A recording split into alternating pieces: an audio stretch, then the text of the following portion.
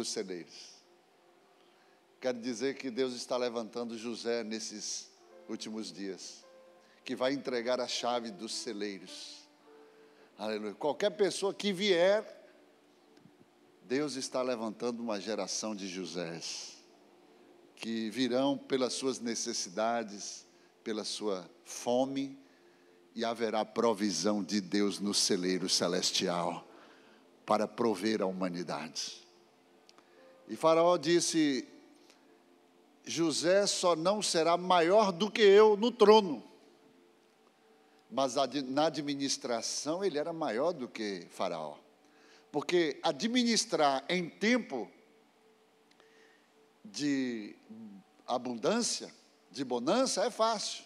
Todo mundo administra, sim ou não? Você tem muito dinheiro para... Poxa, você às vezes se perde, não sei saber o que faz com tanto dinheiro. Mas administrar em tempo de escassez, não é para qualquer um. Foi por isso que Faraó disse: vá até José, ele sabe o que faz, ele tem um controle, ele tem a sabedoria do alto, ele tem a direção de Deus. Vá até José.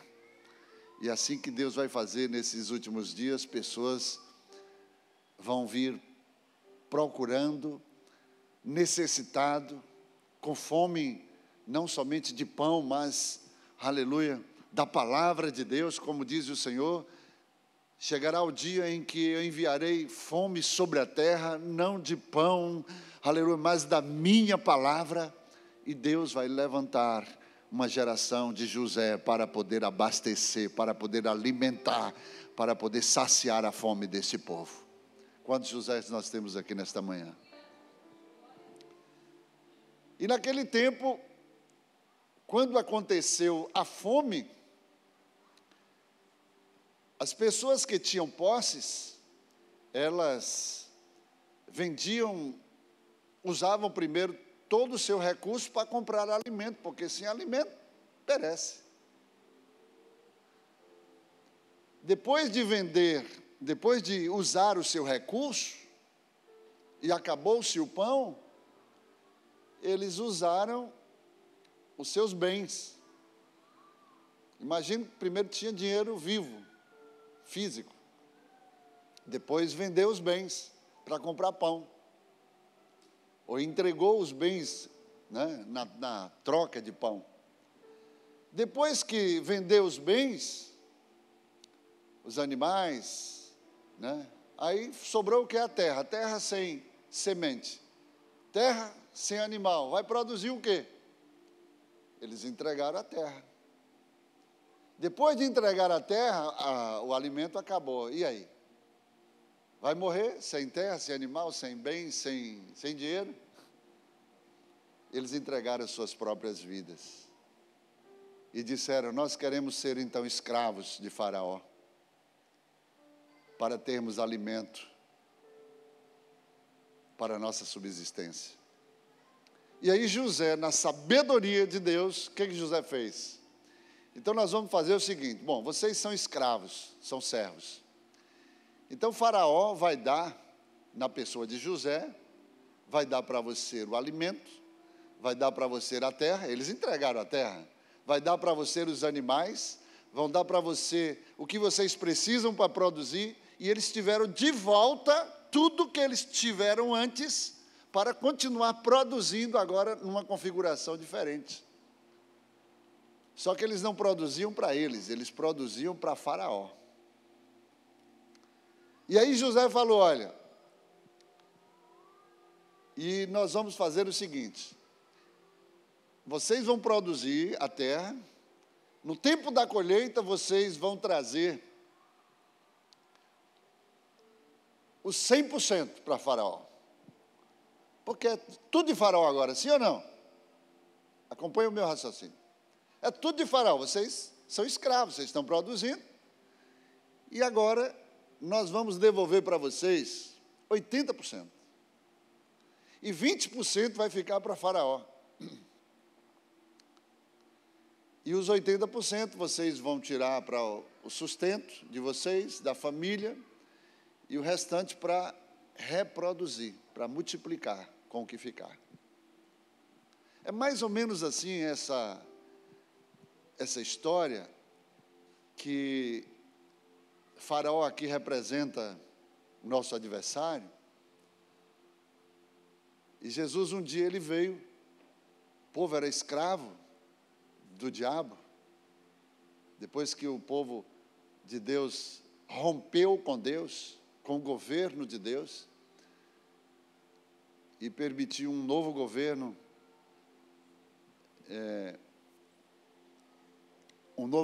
reinar sobre eles. E Jesus falou: vós sois filhos do diabo, porque o projeto projeto original de Deus, foi quebrado pela rejeição de Deus. O homem rejeitou Deus e o seu governo, e você vê que as primeiras manifestações deste novo governo foi morte, inveja, destruição. Todas as mazelas deste mundo vieram sobre esse governo, Mas Deus deixou uma profecia, uma promessa, no capítulo 3 de Gênesis, versículo 15, a promessa do resgate, a promessa do plano original de Deus: da semente da mulher virá aquele que esmagará a cabeça da serpente, e este lhe ferirá o calcanhar. E quando Jesus veio para resgatar o plano original de Deus, porque Deus não nos fez servos, Deus nos fez filhos. Amém, queridos? E lá no capítulo 15 de João, Jesus fala, pessoalmente, de forma particular, Jesus diz assim: vós, não vos chamarei de vocês mais de servos ou escravos. Não vos chamareis mais de servos, porém, tenho vos chamado de amigos. O que é um servo? Um servo é aquele que serve. Você tem na sua casa uma secretária doméstica, vamos chamar de empregada, É uma serva, ela serve, se paga para o serviço. E às vezes nós somos chamados de servos por conta dessa posição. E Jesus está dizendo: não vos chamarei mais de servos, porque o servo não sabe o que faz o seu senhor, não tem intimidade, não vive na intimidade, do convívio diário. Na intimidade, vive servindo, mas não vive na intimidade. Porém, tenho-vos chamado amigos, porque tudo quanto tenho ouvido do meu Pai, tenho-vos dado a conhecer. Há uma promoção, Deus nos promove de servo para amigo. Você não entendeu. Porque o amigo, ele tem intimidade, ele sabe dos sonhos, dos projetos, dos planos. Ele sabe da vida íntima, sim ou não? E aí esse é o projeto de Deus, que nós sejamos amigos. Mas nunca deixaremos de ser servos, porque o servo nos coloca numa posição de servir. E foi isso que Jesus veio nos ensinar. Apesar de sermos amigos, não deixamos de ser servos. Porque esse foi o exemplo. Lá em João 13, Jesus, ele deu o exemplo. Ele tomou a indumentária do servo na mais ínfima posição, na escalonagem serviçal. O servo que não tinha muita qualificação, servia apenas para limpar e lavar os pés dos convidados do seu senhor, porque era uma atitude de honra, de nobreza para com os seus convidados. Naquela época não tinha asfalto, calçamento, as pessoas andavam de chinelos, né, sandálias, e no pé, com aquele pó do deserto, né, e os pés ficavam meio que sujos de poeira. E aí era uma cortesia do dono da casa lavar os pés dos discípulos, ou dos convidados. E Jesus entra nessa casa de um certo senhor e dá folga ao servo da casa e fala: não, me mostra só onde é que está o instrumento de trabalho, porque hoje eu tiro o teu plantão. Hoje sou eu quem vou ser o servo aqui nesta casa. E vem os convidados da casa, que são seus discípulos, e Jesus, quando está na mesa para fazer a ceia, ele se levanta da mesa e ele vai, pega a indumentária, coloca sobre ele, pega a bacia com a água e se coloca na posição do servo. Ele desce. E ele, quem é o primeiro pode vir, os discípulos não entendem. E os discípulos, peraí, não está pensando que o Senhor, essas mãos que fez os céus, a terra, as estrelas, o sol, a lua, que fez o universo, essas mãos vai agora limpar a poeira dos meus pés?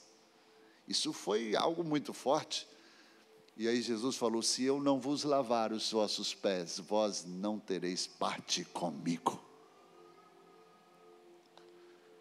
E aí Jesus deu o exemplo, e ele disse: eu sendo Senhor e Mestre, porque de fato sou, vos lavei os pés, os vossos pés, para vos dar o exemplo, para que assim como eu fiz, façais vós uns aos outros.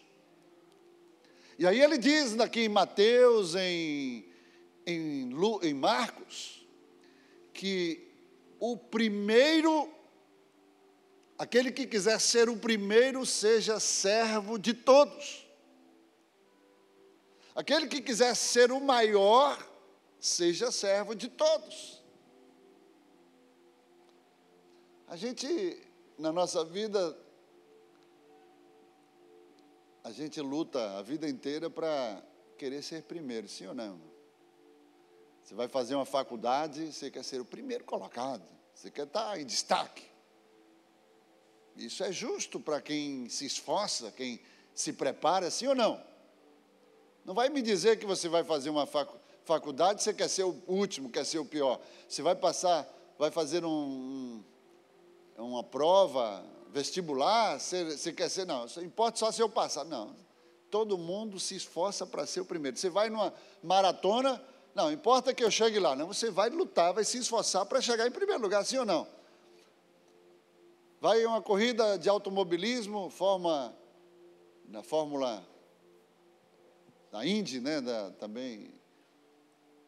Aí você só se conforma em participar. Não, você quer receber o troféu, quer receber, né, as primeiras colocações.